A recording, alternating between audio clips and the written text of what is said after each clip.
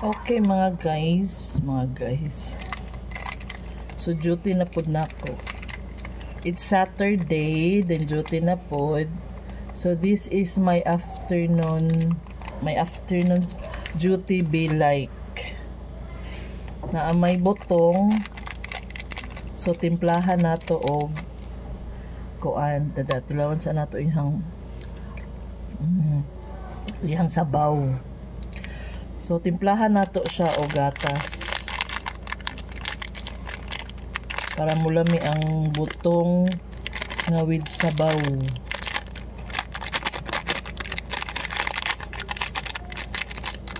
Nara ko diri sa sulod sa nurse station mga guys, kay daghang buhatonon monthly report.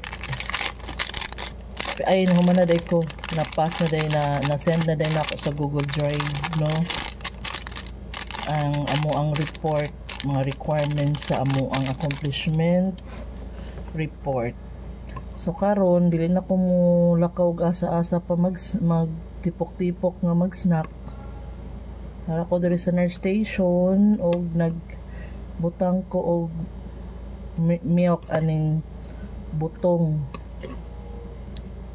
Nagkuha po kay pagkakuan eh. So gimingaw og butong guys, kay talagsa ra maka duty ko nga naay butong available. So salamat kay sa naghatag sa butong, gahinan pa jud ko diri. Pisik-pisik naman eh.